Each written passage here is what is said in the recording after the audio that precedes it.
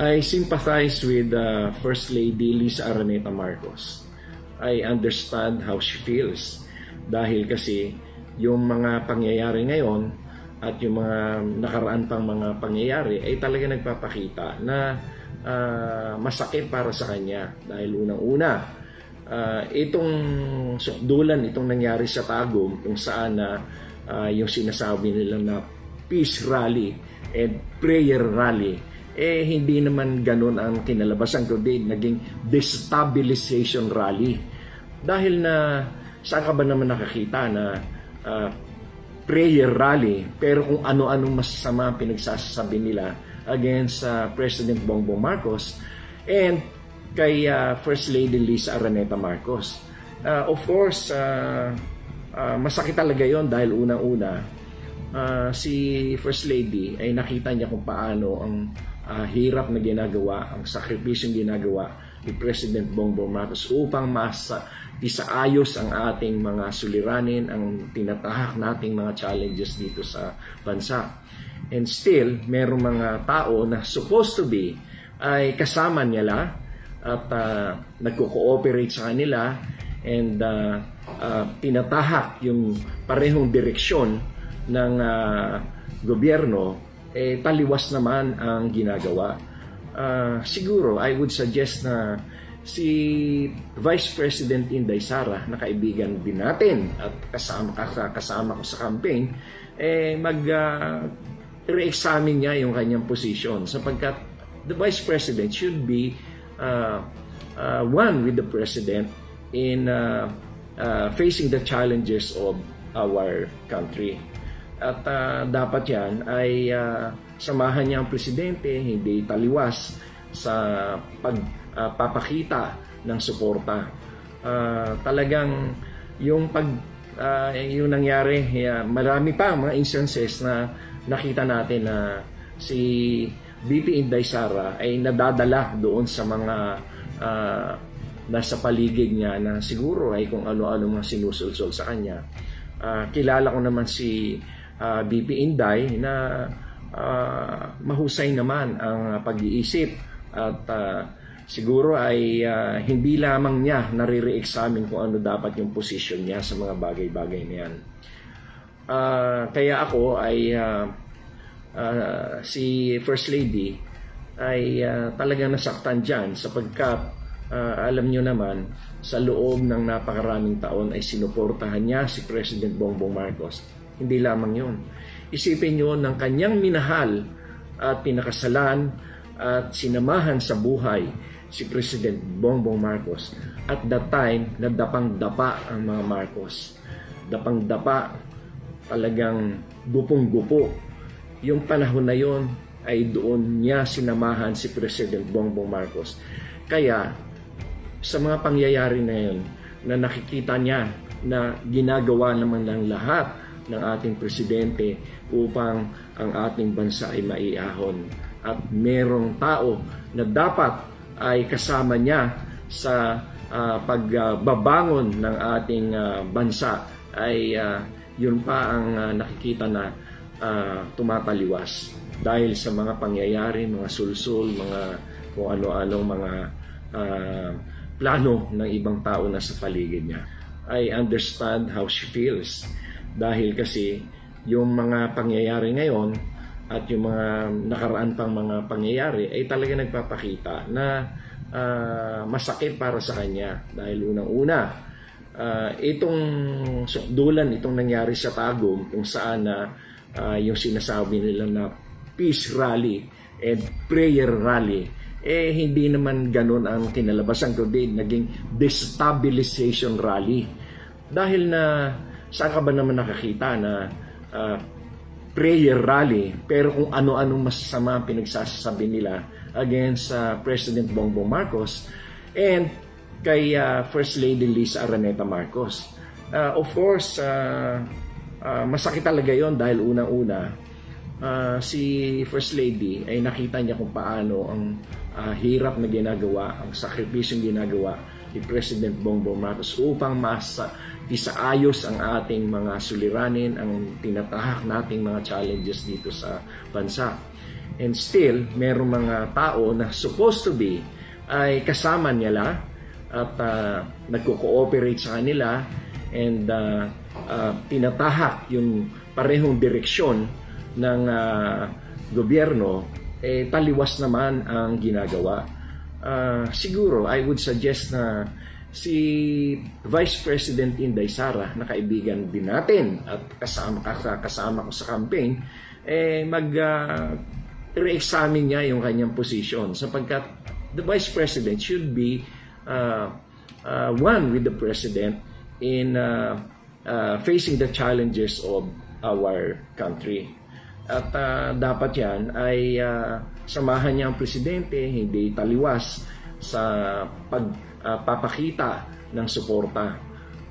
Talagang yung yung nangyari, marami pa mga instances na nakita natin na si VP Inday Sara ay nadadala doon sa mga nasa paligid niya na siguro ay kung ano-ano mga sinusulsol sa kanya. Kilala ko naman si VP Inday na mahusay naman ang pag-iisip at siguro ay hindi lamang niya nare-re-examine kung ano dapat yung position niya sa mga bagay-bagay na yan. Kaya ako ay si First Lady ay talagang nasaktan dyan sapagkat alam nyo naman sa loob ng napakaraming taon ay sinuportahan niya si President Bongbong Marcos. Hindi lamang yun. Isipin nyo ng kanyang minahal at pinakasalan at sinamahan sa buhay si President Bongbong Marcos. At that time, nadapang-dapa ang mga Marcos. Dapang-dapa, talagang gupong-gupo. Yung panahon na yon ay doon niya sinamahan si President Bongbong Marcos. Kaya, sa mga pangyayari na yun, na nakikita niya na ginagawa naman ng lahat ng ating Presidente upang ang ating bansa ay maiahon. At merong tao na dapat ay kasama niya sa pagbabangon ng ating bansa ay yun pa ang nakikita na tumataliwas dahil sa mga pangyayari, mga sulsul, mga kung ano-anong mga plano ng ibang tao na sa paligid niya. I understand how she feels dahil kasi yung mga pangyayari ngayon at yung mga nakaraan pang mga pangyayari ay talaga nagpapakita na masakit para sa kanya dahil unang-una itong sukdulan, itong nangyari sa Tagum kung saan yung sinasabi nila na peace rally and prayer rally, hindi naman ganun ang kinalabasan kundi naging destabilization rally. Dahil na saan ka ba naman nakakita na prayer rally pero kung ano-anong masasama ang pinagsasabi nila against President Bongbong Marcos and kay First Lady Liza Araneta Marcos. Of course, masakit talaga yon dahil unang-una si First Lady ay nakita niya kung paano ang hirap na ginagawa, ang sakripisyong ginagawa ni President Bongbong Marcos upang isaayos ang ating mga suliranin, ang tinatahak nating mga challenges dito sa bansa. And still, merong mga tao na supposed to be ay kasama nila at nagko-cooperate sa kanila and tinatahak yung parehong direksyon ng gobyerno, taliwas naman ang ginagawa. Siguro, I would suggest na si Vice President Inday Sara, na kaibigan din natin at kasama ko sa campaign, re-examine niya yung kanyang position sapagkat the Vice President should be one with the President in facing the challenges of our country. At dapat yan ay samahan niya ang Presidente, hindi taliwas sa pagpapakita ng suporta. Talagang yung yung nangyari, marami pa mga instances na nakita natin na si VP Inday Sara ay nadadala doon sa mga nasa paligid niya na siguro ay kung ano-ano mga sinusulsol sa kanya. Kilala ko naman si BP Inday na mahusay naman ang pag-iisip at siguro ay hindi lamang niya nare-re-examine kung ano dapat yung position niya sa mga bagay-bagay na yan. Kaya ako ay si First Lady ay talagang nasaktan dyan sapagkat alam nyo naman sa loob ng napakaraming taon ay sinuportahan niya si President Bongbong Marcos. Hindi lamang yun. Isipin nyo ng kanyang minahal at pinakasalan at sinamahan sa buhay si President Bongbong Marcos. At that time, nadapang-dapa ang mga Marcos. Dapang-dapa, talagang gupong-gupo. Yung panahon na yon ay doon niya sinamahan si President Bongbong Marcos. Kaya, sa mga pangyayari na yun, na nakikita niya na ginagawa naman ng lahat ng ating presidente upang ang ating bansa ay maiahon.